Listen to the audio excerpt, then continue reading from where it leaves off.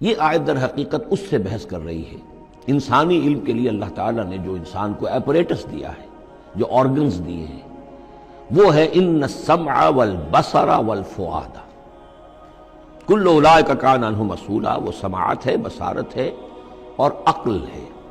یہ فؤاد کا ترجمہ میں نے عرض کیا تھا، عام طور پر دل کیا گیا ہے، حالانکہ کوئی اس کے لیے جو لغوی کوئی بنیاد موجود نہیں ہے کہ کون سا لفظ ہے، کون سا اس کا مادہ ہے۔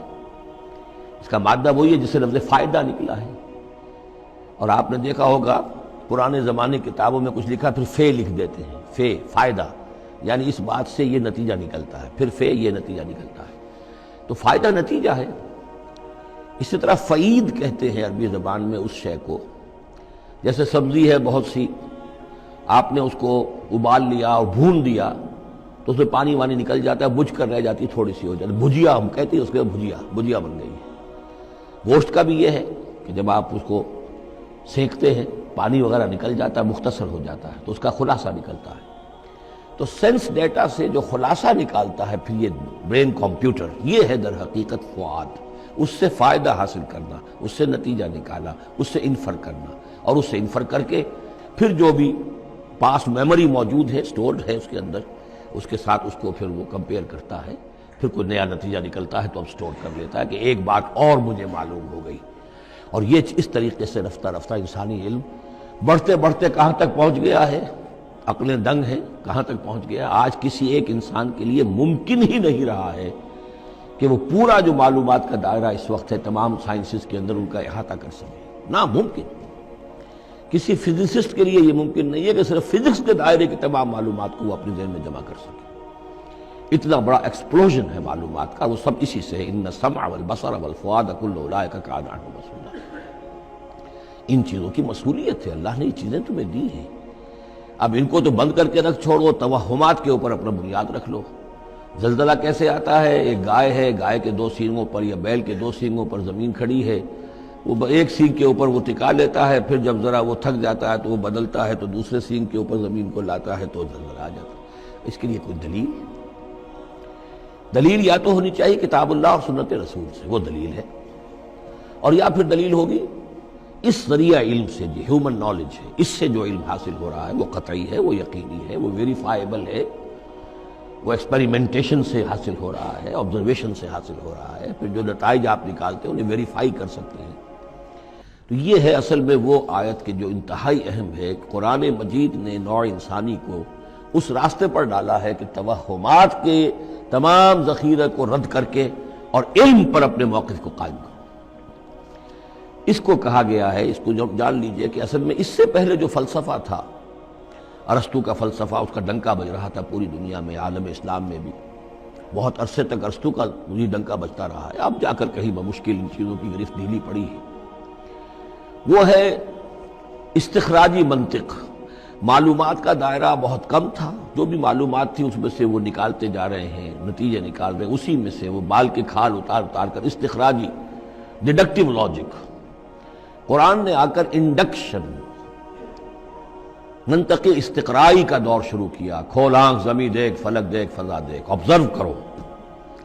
افلا ينظرون الى الابل كيف خلقت والى السماء كيف رفعت والى الجبال كيف نصبت والى الارض كيف سطحت۔ دیکھو زمین کو، آسمان کو دیکھو، یہ تمام فینومینا آف نیچر اللہ کی نشانیاں، آیات ہیں۔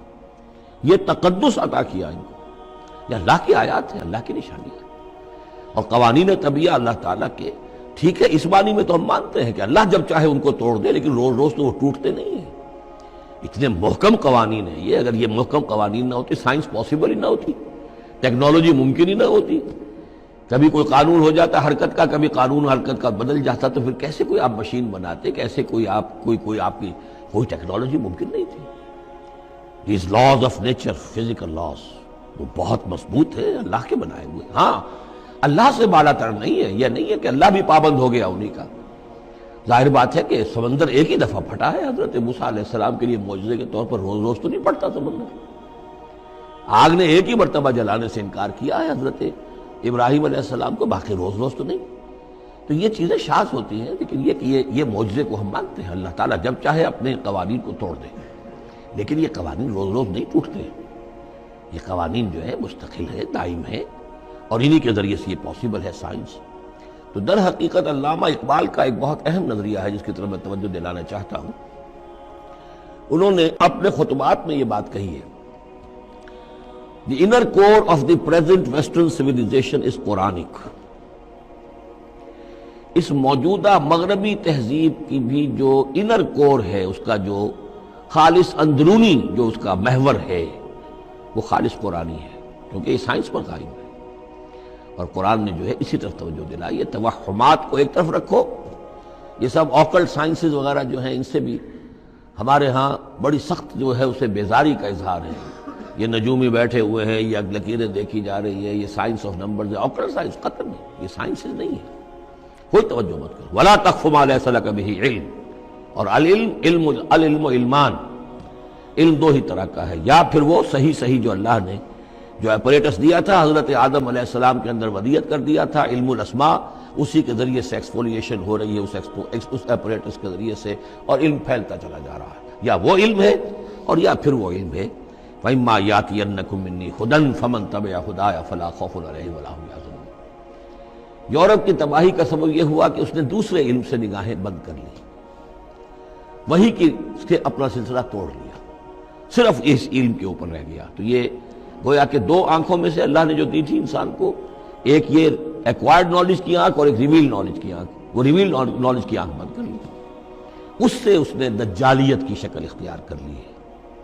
ورنہ خود اپنی جگہ پر یہ ایکوائرڈ نالج، یہ علم الاسماء، یہ اللہ کا عطا کردہ ہے، اس میں فی نفسہ ہی کوئی خرابی نہیں ہے، صرف یہ کہ دوسری طرف سے بے توجہ ہو گئی، اس نے اس کے اندر جو نتیجے کے اعتبار سے خرابی پیدا کر دی۔ دین کی بات پھیلانا صدقہ جاریہ ہے، ثواب کی نیت سے ویڈیو کو شیئر ضرور کیجیے۔ جزاک اللہ۔